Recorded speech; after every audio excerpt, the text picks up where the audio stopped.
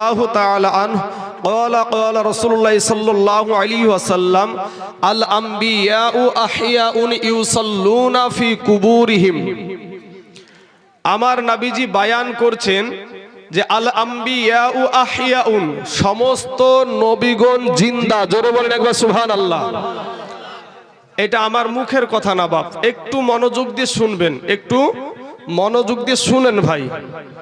এই আমাদের অমনস্ক হয়ে শোনার কারণে আজ আমাদের সমাজটা ধ্বংসে। আজ আমরা মুসলমানেরা লাঞ্ছিত, বঞ্চিত, পদদলিত। আমাদের পূর্বের বক্তা বলছিলেন যেভাবে, কথাটা ঠিক। আজ মুসলমানেরা আমাদের কৃতিকর্মের জন্যই কিন্তু আজ আমরা নিচে নিচে নামতে নামতে নেমে গেছি। কেউ কাউকে আমরা মানি না ভাই, মুরব্বীদেরকে আমরা সম্মান করি না, আলেমুল আমাকে ইজ্জত করি না, মুরব্বীদের কথা আমার তো চলাফেরা আমরা করি না। তো আমরা এই হাদিসটা আমি শুধুমাত্র মুখে বললাম না, হাদিসটা পড়েছি ভাই, হাদিসখানা পড়েছি নাকি। আল আম্বিয়াউ আহইয়াউন, এটার বাংলা হলো যে সমস্ত নবীগণ, আদম নবী থেকে নিয়ে আমাদের নবী পর্যন্ত সমস্ত নবীগণ জিন্দা। জোরে বলেন সুবহানাল্লাহ। ইউসাল্লুনা ফি কুবুরিহিম, এবং কবরে তারা সালাত আদায় করে। জোরে বলেন সুবহানাল্লাহ। তাহলে এই হাদিস থেকে আমরা পেলাম যে আমাদের নবী থেকে নিয়ে আদম নবী পর্যন্ত যত নবী আছে সমস্ত নবীগণ কবরে, রওজা মুবারকে সশরীরে জিন্দা। আচ্ছা, এবার আপনাদের আবু নুয়াইম ইসফাহানি রহমতুল্লাহ আলাইহির হিলিয়াতুন আউলিয়া কিতাবের ৫ম খণ্ডের ১৬ পৃষ্ঠা একটা হাদিস আছে। হাদিসখানার মতন এইরকম। عن ابن عمر رضي الله تعالى عنه قال رسول الله صلى الله عليه وسلم إن الله عز وجل قد رفع لي الدنيا فأنا أنظر إليها وإلى ما هو كائن فيها إلى يوم القيامة كأنما أنظر إلى كافهاجي। বাবাজি, এটার বাংলা হলো, হাদিসটা পড়লাম তো আপনি কি? আচ্ছা, এটার বাংলা কি একটু বলি। বাংলা হলো যে ইন্নাল্লাহ আযজা ওয়া জাল্লা কদ রাফা লিয়াদ দুনিয়া, নিশ্চয় আমার আল্লাহ পাক, কে বলছেন? নবীজি বলছেন। নবীজি বলছেন নিশ্চয় আল্লাহ পাক পুরো দুনিয়াটাকে আমার সম্মুখে তুলে ধরে রেখেছেন। ফলে ইহা আমি দেখতেছি। তো কতদিন নবীজি দেখবেন? আমাদের নবী কতদিন দেখবেন? হাদিসের মানে দুনিয়াতে থাকাকালীন না দুনিয়া থেকে পর্দা করার পরে দেখবে, সে বিষয়ে হাদিসের শেষ অংশে বলছে ইলা ইয়াউমিল কিয়ামাতি কাআন্নামা আনজুরু ইলা কাফাহাজি। কিয়ামত পর্যন্ত যা কিছু হবে আপনার নবী, আমার নবী তার হাতের তালুর মতো পুরো পৃথিবীটাকে দেখতেই থাকবে। জোরে বলেন সুবহানাল্লাহ। সম্মানিত বাবাজি, আমি আর দুইখানা হাদিস পড়ব। সহিহ বুখারীতে একটা হাদিস আছে, আন তারিক ইবনে শিহাবিন ক্বালা সামি'তু উমর রাদিয়াল্লাহু তাআলা আনহু ইয়াকুলু কামা ফিনা নবী সাল্লাল্লাহু আলাইহি ওয়াসাল্লাম মাকামা ফাআখবারানা আন বাদিল খালকি হাত্তা দাখালা আহলুল জান্নাতি মানাজিলাহুম ওয়া আহলুন নারি মানাজিলাহুম। এটার বাংলা হলো যে আল্লাহর নবীর সাহাবী বর্ণনা করছেন যে নবীজি একদিন ওয়াজ করছেন, সৃষ্টির শুরু থেকে নিয়ে বায়ান করলেন সৃষ্টির শেষ পর্যন্ত, এবং হাত্তা দখালা আহলুল জান্নাতি মানাজিলাহুম, এবং কোন কোন ব্যক্তি জান্নাতে যাবে এবং জান্নাতের কোন মঞ্জিলে থাকবে, এবং কোন কোন ব্যক্তি জাহান্নামে যাবে এবং জাহান্নামের কোন মঞ্জিলে থাকবে, সেটাও আমার নবীজি বায়ান করে শোনায়া দিয়েছে। জোরে বলেন সুবহানাল্লাহ। বাবাজি, এখান থেকে বোঝা যায় না যে আজ আমরা কে কি অবস্থায় আছি আমার নবীজি দেখছে। এই হাদিসগুলো থেকে প্রমাণ হয় না? হয় না? কি গো, আপনারা কথা বলেন না কেন? প্রমাণ হয়। আচ্ছা আসুন এবার আপনাকে বলি যে আজ আমরা গোরস্থান ময়দানে আসছি, তাই না? আমাদের বাবা আছে এই জায়গাতেই, আমাদের মা আছে এই জায়গাতেই, আমাদের সন্তান আছে, আমাদের বিবি আছে, আমাদের স্বামী আছে। তো এই কবরস্থানে আপনার যেই ব্যক্তি আছে না কেন, যতই দরদের আপনার রক্তের হোক না কেন, আপনি কিন্তু তার সঙ্গে জান্নান গেছেন নাকি? কেউ যায়নি, কান্নাকাটি করেছে, তারপরে আস্তে আস্তে সবুর চলে এসেছে, তাই তো? কিন্তু কবরে একজন ব্যক্তি আসে। সহিহ বুখারী এবং সহিহ মুসলিমে আছে যে মা কুনতা তাকুলু ফি হাযার হাক্কির রাজুল, সশরীরে আপনার নবী আপনার কবরে হাজির হবে। জোরে বলেন সুবহানাল্লাহ। বলেন আমার মা আপন না আমার নবী আপন? কে আপন? কথা বলতে হবে, কে আপন? কথা দেখে মনে হচ্ছে যে মা বাপই আপন। হ্যাঁ বাবাজি আমার ভাই জানেরা, তাহলে আমরা বুঝলাম যে আমাদের নবী আমাদের কবরে আসবে, হাসরে, মিজানে, পুলসিরতে, সব জায়গায় আমাদের নবী আমাদেরকে বাঁচাবে। পৃথিবীর জমিন থেকে চলে যাওয়ার পরে কেউ কারো না, বাবা সন্তানের না, সন্তান বাবার না, সন্তান মায়ের না, মা সন্তানের না, কেউ কারো না, স্বামী বিবির না, বিবি স্বামীর না, নিজেকে নিয়ে ব্যস্ত আমার কি হবে। আর আমার নবী বলবেন যে আমার উম্মতের কি হবে। জোরে বলেন সুবহানাল্লাহ। তো আমি সেই নবীর মহাব্বতে আপনাদের কাছে একটা আবদার করব। স্টেজে যত আলেম উলামা আছেন, যত বাবাজি আছেন, ইনাদের মহাব্বতে আমি বলবো না বাপ, আমার মহাব্বতও আবদারটা করব না আপনাদের কাছে। আবদারটা করব যেই নবী আপনার কবরে আসবে, যেই নবী আপনাদের কবরে আসবে, এটা যদি হাদিসগুলা যদি আমার বিশ্বাস করেন, নবীর হাদিসকে কেউ অস্বীকার করলে ঈমান থাকবে? ঈমান থাকবে না। তাহলে হাদিসগুলো আপনাদেরকে বিলকুল ভাবে নিজে পড়েছি, আবার তার অর্থও কিন্তু আপনাদেরকে বলেছি। এখন বাবাজি আপনাদের কাছে যে আবদারটা করব, সেই আবদারটা হলো যে ওই নবীর মহাব্বতে, যেই নবী আপনার কবরে আসবে, সেই নবীর মহাব্বতে আমি আশা করি একজনও কিন্তু এটা অস্বীকার করতে পারবে না, যেহেতু নবী ছাড়া আমাদের কেউ নাই বাবাজি। তো সেই নবীর মহাব্বতে আমি দাঁড়িয়ে এক কলি সালাম জানাবো, আর পিছনে যত ভাই আছেন সামনেকার ফাঁকা জায়গাগুলো পূরণ করতে হবে। জোরে বলেন ইনশাআল্লাহ, জোরে বলেন ইনশাআল্লাহ। আসুন আমার নবীকে একটু সালাম দিতে দিতে সামনে আগিয়ে চলে আসে। ইয়া নবী সালাম, চলে আসেন, সামনে চলে আসেন। আমি নবীর মহব্বতে ডেকেছি ভাই, নবীজির মহব্বতে ডেকেছি। মাশাআল্লাহ মাশাআল্লাহ মাশাআল্লাহ, আলহামদুলিল্লাহ। আল্লাহ কবুল করুক, আল্লাহ কবুল করুক। আহা হা সুবহানাল্লাহ। চলে আসেন, চলে আসেন। পিছনের কোনো ভাই থাকবেন না ভাই, মাস্তানি করার দরকার নাই। চলে আসেন, সামনে চলে আসেন। ইয়া নবী সালাম আলাইকা, ইয়া রাসূল সালাম, ইয়া হাবিব সালাম, সালাওয়াতুল্লাহ, ইয়া জানে শুনে আপনার নাম কালেমায় পড়ি, আপনার নাম নামাজে আপনাকে সালাম। ও নবী আপনি যে নূরে মুজাসসাম, ইয়া নবী সালাম, ইয়া রাসূল সালাম, ইয়া হাবিব সালাম, সালাওয়াতুল্লাহ আলাইকা। বসুন। আলহামদুলিল্লাহ মাশাআল্লাহ। আল্লাহ আপনাদের কবুল করুক, সকলে বলেন আমিন। একবার মোহাব্বতের সহিত একবার দুরূদে পাক পড়েন। আল্লাহুম্মা সাল্লি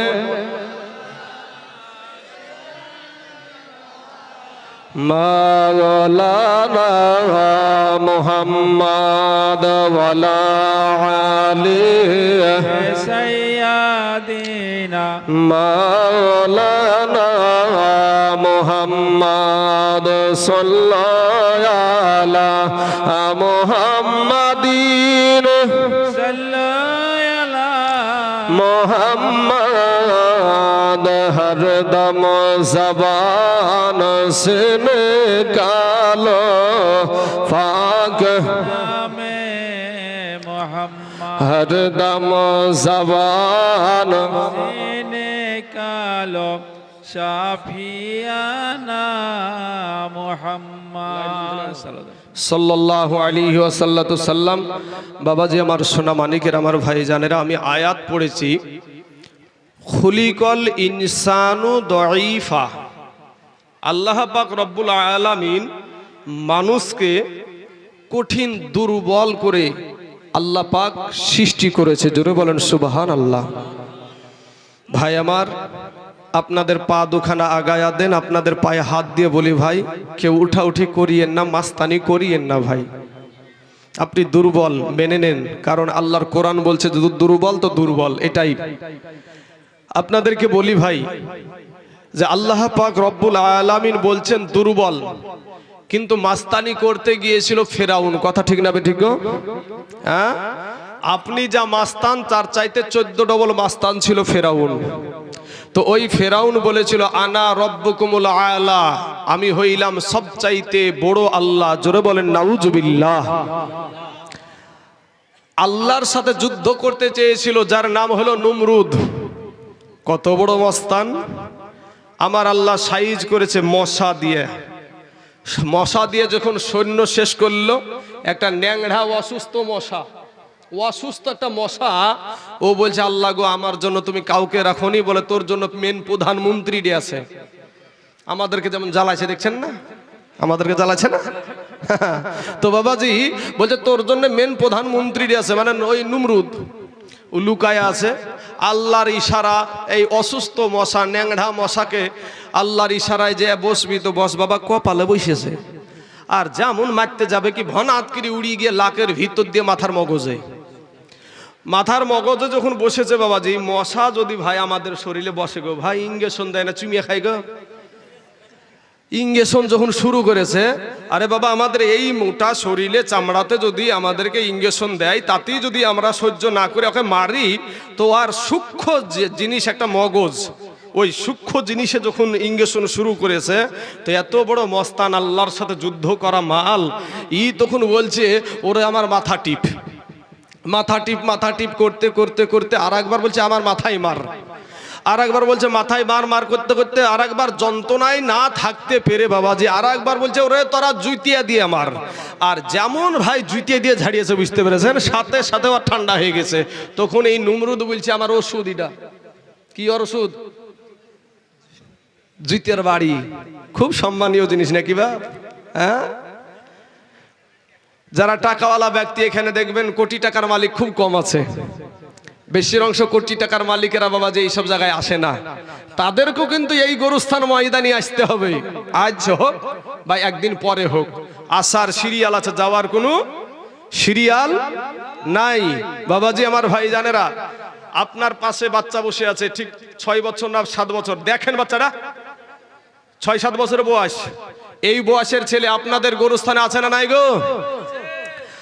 আমাদের মতন যুবক আপনাদের গরুস্থানে আছে না নাই? আমার এরকম বয়স্ক বাপ, যে আমাদের বাপদক্ষী মানুষ, এটা ওটাও বাপদক্ষী মানুষ, এই বয়সের মানুষ আপনাদের এই গরুস্থান ময়দানে শুয়ে আছে না নাই? আসার সিরিয়াল আছে, যাওয়ার কোনো সিরিয়াল নাই। অতএব কবি বলছেন কোটি টাকার মালিক দেখো এ অভাব হয় না দূর, আর গরিব ঘুমায় আরাম করে মনটা বাহাদুর। ফেরাউনের লাশটা দেখো, এ ফেরাউনের লাশটা দেখো, ভাইরে মিশর জাদু ঘরে খাই না মাটি পোকা মাছি সবাই ঘৃণা করে। ফেরাউনের লাশ আছে না নাই গো? হ্যাঁ, একটা বার শুধু এই যে সেটা শুধু গুগলে যে বলেন যে মিস্টার ইবলিস শয়তান ফেরাউনটাকে দেখাতো, সাথে সাথে একেবারে দাঁড়ায় সাপের মতন ভাই পড়ে আছে একেবারে। হ্যাঁ বাবাজি, তাই কবি বলছেন যে ফেরাউনের লাশটা দেখো এ মিশর জাদু ঘরে খাই না মাটি পোকা মাছি সবাই ঘৃণা করে। হৃদয় থাকিতে যার এ নম্রতা সদা, রহমত আসিবে সে থা প্রভুর ওয়াদা। বড়র বড়াই থাকলে দিলে, এ বড়র বড়াই থাকলে দিলে ভাই গো রহমত আসবে না, আর নিজেকে নিজে ছোট মনে করিও সদা। উঁচু জমিন থেকে পানি, এ নিচু জমিন থেকে পানি, এ নিচু জমিনে যাই, তেমনি কইরা খোদার রহমত আছে নম্রতা হৃদয়। ভোগ বিলাসের বাড়ি গাড়ি, ভাইরে ভোগ বিলাসের বাড়ি গাড়ি, এ পড়ে রবে সব, থাকতে সময় স্মরণ করো আল্লাহ আমার রব। বাপ একটু দিলখানা নরম করবেন। আপনার প্রত্যেকের বিবেকের আল্লাহ আদালত দিয়েছে, উঠাউঠি বন্ধ করে ভাই একটু বিবেকের আদালত দিয়ে একটু বুঝার চেষ্টা করবেন। আমাকে জানানো হয়েছে যেহেতু গোরস্থান ময়দানে আপনাদের এই সভা, এই কবর সম্পর্কে একটু আলোচনা রাখতে বলা হয়েছে আমাকে। তো তার আগে আমি যেহেতু যখন আলোচনাটা পুরোপুরি শুরু করব, কোনো দিকে আমি টানবো না, ওই আপনাদেরকে বলি ইডা ওটা বলে যে সময় কাটাবো, হ্যান্ড কাটিয়ে টাইম ওরকম না। তো প্রথমেই আমি একটা এক্সাম্পল দিব। এক্সাম্পলের প্রয়োজন আছে না নাই ভাই? আছে।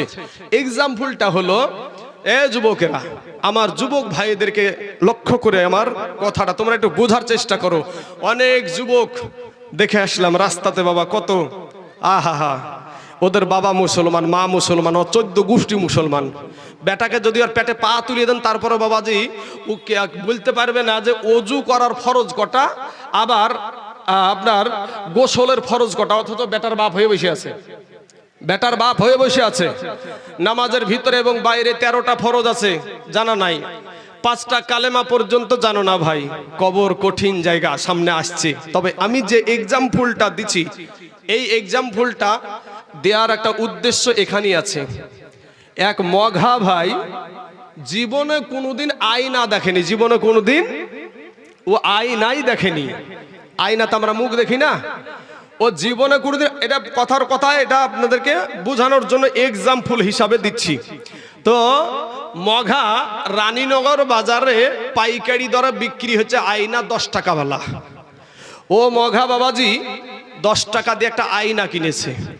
আয়না কেনার পরে আয়নার দিকে তাকিয়ে দেখছে, এইটা ধরেন আয়না, তা আয়নার দিকে তাকিয়ে দেখছে যে আয়নার ভিতরে একটা মানুষ।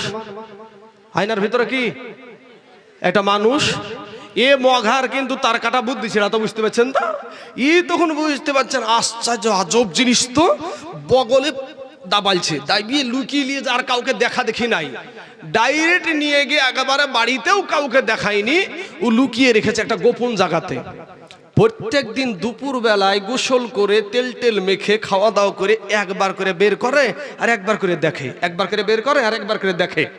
তো প্রত্যেক দিন দেখলে বাবা বাড়িতে তো একটা বিবিও আছে নাকি গো, এই বিবি বলছে কি ব্যাপার রে, তার কাটা বুদ্ধি ছিল মঘা রোজ রোজ ওই কুনাতে কি করতে যায়। তখন এবার বলছে আজ বাড়ি থেকে বের হোক, আর মজা দেখাচ্ছে আমি, আমাকে লুকিয়ে কাজ করা।